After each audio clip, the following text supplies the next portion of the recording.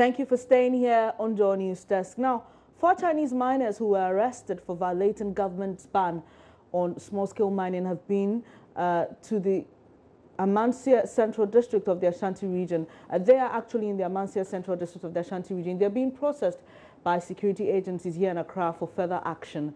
The 4 who were arrested during a special operation by the Ghana Immigration Service were taken to Kumasi with reports of telephone calls for their release at the behest of a Galamsey business owner, Asia Huang.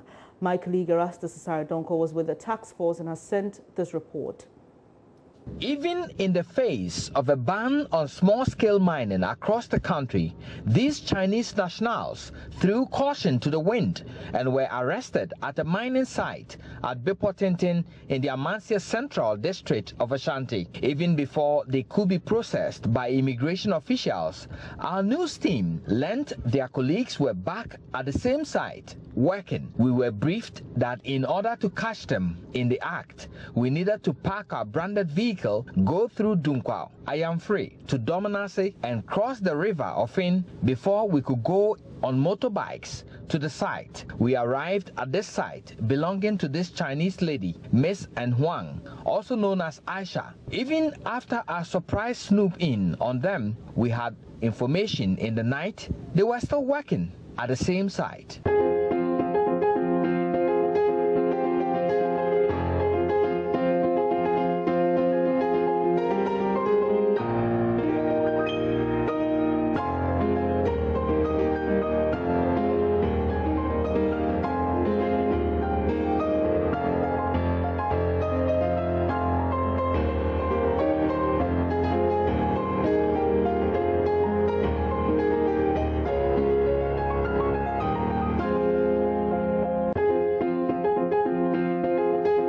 Many of the local illegal miners have vacated this place, but then she is in here mining on the blind side of government with such impunity.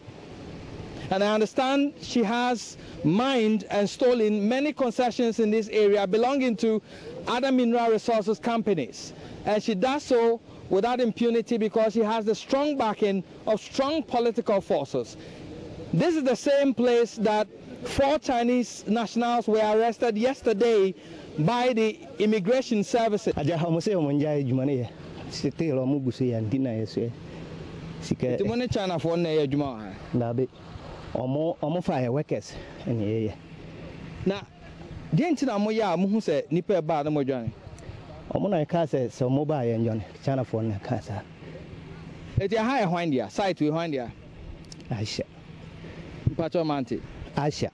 Aisha, they are Chinese woman. Yeah. On a site to any there. Well, so she's telling me that they are working in collaboration with their Chinese counterparts. They've been told to run away when officials are coming in here. I've been asking him who this site belongs to, and he says Aisha, the Chinese woman we are talking about.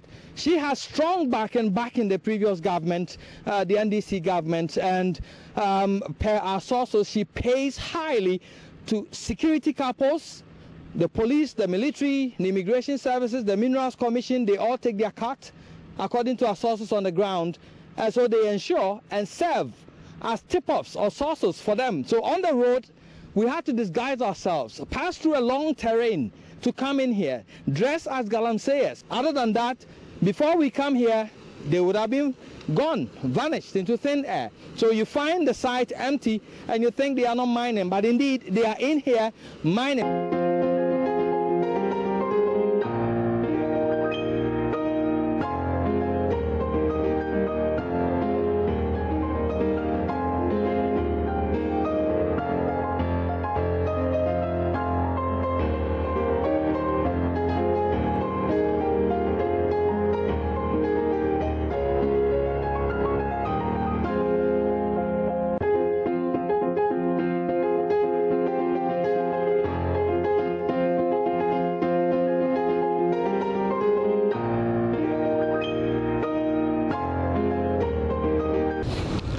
So when our news team got here, we saw them running towards this side. And we are told this is the modus operandi of the Chinese people. So when the security agencies come through the normal way, one, they have members of the police force itself who have been stationed at certain vantage points, the barriers. And so any official vehicle of the security agencies that pass by, information is leaked onto several people lined up along the road as we came in, and they forward this to the team over here. And so before you come, you find nothing, just machines that are not working, which gives you the impression that this place has been dormant for a while. Now we saw them run towards this end, and as you can see, these pipes lead to another site where they are operating. And so we try to chase them, but it's a dead end because they know their way here very much. These are Chinese nationals who have stayed in the bush for a long time and are able to navigate their way through this end to another site, bought some motorbikes and off. So it's difficult getting them on this land. So if the authorities are serious about curbing Galamsey, this is what they have to deal with. The difficulty is there to see. Reporting for Joy News, Erastus Asaredonko, Bepotinting, Ashanti region. While information Joy News is picking up is that sometime yesterday, this woman in question, Aisa Huang, turned herself in to immigration officials, and she's been being brought to Accra for further investigation into the matter. We are also reliably informed by the PRO of the Ghana Immigration Service, Mr. Pamdeti, that they are submitting a report to the minister in charge of Lands and Natural Resources, Mr. Amewu. So here we will bring you some updates later in subsequent bulletins. But the process of restoring land upon which mining has taken place back to natural or economically usable state is what reclamation is all about. Unfortunately, that does not happen on majority of the sites abused by illegal miners, popularly known as galamseyers. Often, the pits are even left uncovered, making them breeding grounds for mosquitoes. Joy News' Maxwell Agbagba was at one of the reclaimed lands in Akwatia owned by the Great Consolidated Diamonds Limited, and he's brought us this report. You've had a lot of talk about galamsey and how it is affecting our environment badly. But I tell you what, all is not gloomy. In fact, what you're seeing here right now, there used to be a mining concession where they used to get gold. But now they have reclaimed the land, making use of it. This was a place which has been mined before, about 5 to 7 years ago. Yeah, and people, those who originally owned the land, came back to it, and then they started their planting. And you can see that they have cassava, they have palm fruit, and all that. So this is what we are talking about when we actually go through the process. And that is why we are asking each and everybody that, yes, the government is ready to let everybody work. Anybody who wants to work in the mineral industry, yes, if you want to pass through the right channel, if you want to go through what the Minerals Commission is prescribing, there's no way that we say we'll not let you work. What are we keeping the gold and the diamonds down there for? Instead of people hiding behind, going to work in the night, and then creating pontoons on the streams and rivers, that one, it is totally unacceptable. Under no circumstance, and no minister and no chief executive officer of the Minerals Commission will ever, and I say will ever, issue any kind of paper to anyone who is going to work near or on the street. They actually got this palm fruits from the land that was reclaimed, telling you some of the importance of reclamation of land. If the best practices are ensured, certainly we can reap the benefits, and that's what is happening here on the grounds at the Great Consolidated Diamond Limited. These fruits, I'm sure, will be put to good use. Reporting for Joy News, Maxwell Agbagba. Now, Sunday's torrential rain caused the collapse of a building belonging to the Christ Life Ministries at Bawe, Bola Road. About 20 church members are currently in critical condition at the Kolebu, 37 and the Akawe hospitals. Joy News' visit to the area in the Wejak-Bawe constituency Monday morning reviewed dozens of broken plastic chairs and personal effects of some of the church members were still under the rubble. Hello, Maxwell. Hello, Dennis. Sure. Yesterday we received reports from a nurse at the Akawe hospital that some people were discharged and that 2 were in critical condition, but the statistics seem to be different today. Can you confirm that these 20 people are still in critical condition? Yes, the information that we have as it stands right now when we came to the scene of the incident indicates that 20 of them are still at a hospital, and a lot of them are in critical condition as it stands right now. We understand that the head pastor of the church is one of the people who is in a critical condition as it stands right now. So, as you rightly mentioned, they are at the Kolebu Teaching Hospital, Akawe Hospital, very close to the church, and then the 37 military hospital, all receiving treatment as it stands right now. I've been having interactions with a gentleman who actually was part of the rescue team. He tells me that it was very difficult for them to get some of the church members from under the rubble, and for one of the ladies, for one of the women actually, they had to drag her through the wooden structure supporting the building and the pillars that have actually crumbled down. They had to pull her through all of that before they finally got her out and then rushed her to the hospital. If you come here today, it's not different from what happened yesterday. In fact, nothing has been touched here. Everything is left untouched. You can see the plastic chairs. I can count about more than 24 of them still under the rubble right now, and the pillars are also still, on the floor. You can see some portions of the building itself, the blocks that were used in constructing the building itself, portions of it have actually caved in, and all of them are present here right now. And I have an opinion leader here with me. His name is Emmanuel Asanti. He what happened yesterday. Sir, tell us exactly, what happened yesterday. What time did the whole incident happen? The whole incident happened around 7:30. So I was at the church, and my wife called me. This is what has happened. So when I close, I just rise and come and meet people are crying. A lot of people are, a lot of people are here. Then when I had one of my guy, my friend here, he's very serious, and some people are in critical condition. So, in Ghana, want things to happen. You see a lot of people, a lot of stories, then. So, but I hear a lot of things, but what I saw in my eyes here was that, the building itself, the foundation, everything in the building is very wrong. It's not correct. Even the bricks, when you touch the bricks, just like coming like a sun. Yeah, you can feel it. So, I don't know. As a female, I can't say anything. But, we have some, the MPs have come here, and the DCP also are here. These two come here. So I don't know. We are the national people, the dance work is also here. And this is their job. Today, I have to tell us something.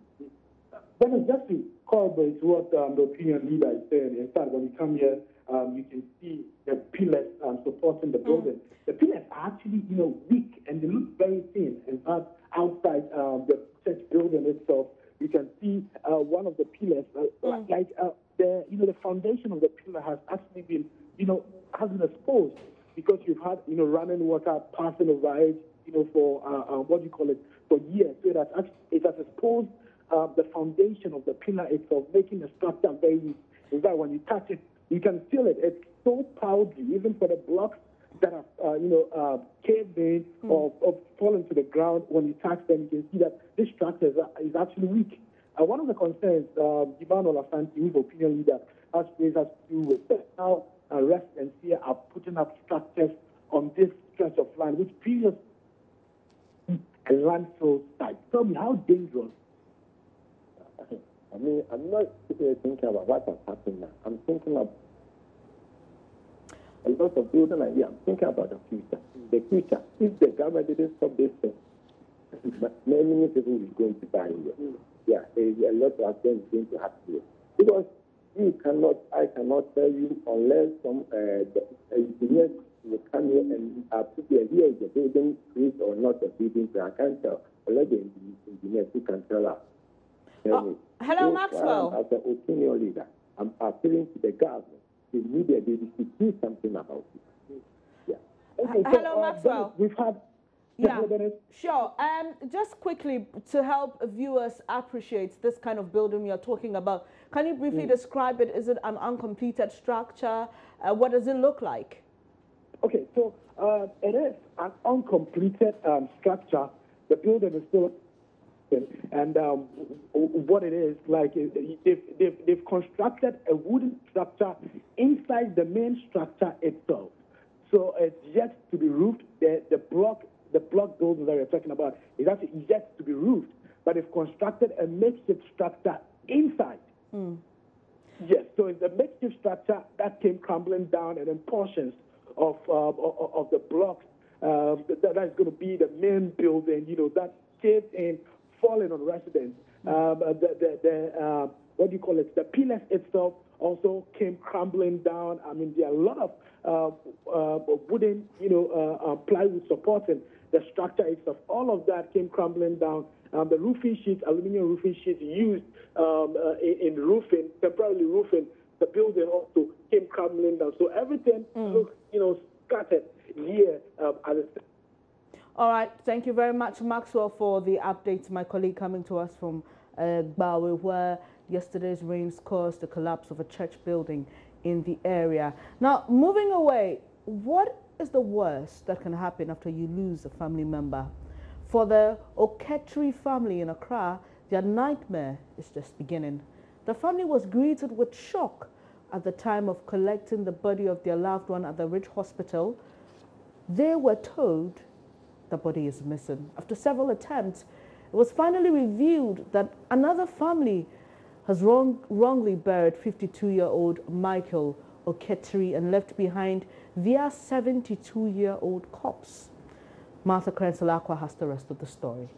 I am currently at the residence of 52-year-old Michael Kwapna Ajite Oketri, and his funeral is supposed to be held from today over the weekend, so he will be buried and the family can wrap up everything, final funeral rites, before the ban on drumming and noise making. But unfortunately, the situation has changed. I have been into the house and there is decoration and everything in place where the body will be laid in state is also ready, but there is no funeral today. And the reason is simple. It is because there is a mix-up at the mortuary and another family has buried this very man. So all you can see at the family house here at Atiko, it's pockets of conversation going on amongst friends, church members and family members, wondering what is going to happen. Another batch of the family members are at the Adabraka police station trying to get clearance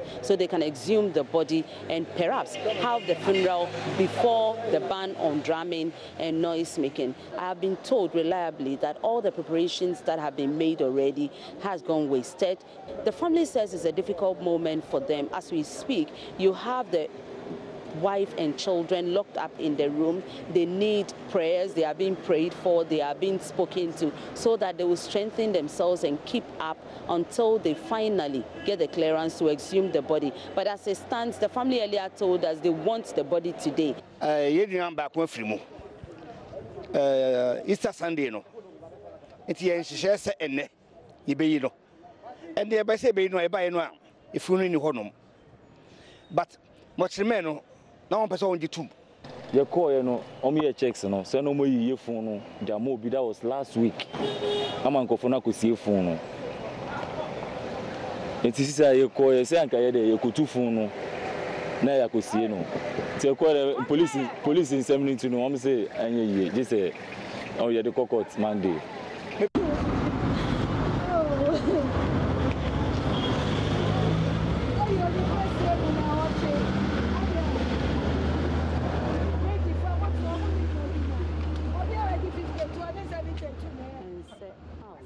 Really sad development. There were two gentlemen who spoke in that story. The first one says that the gentleman actually passed on Easter Sunday and their plan was to bury him this weekend before the ban on drumming and noise making, which starts today. And according to the second gentleman, they realized that the relative had been buried by another family, and their plan was to exhume the body and rebury themselves. But the Adabraka police stopped them and asked them to take the matter to court today. So we'll be following the story and bring you some updates. You're watching Joy News Desk with me, Bernice Abubed. It's now time for business. Emmanuel Abwajiriafe is here. He'll bring us more after this.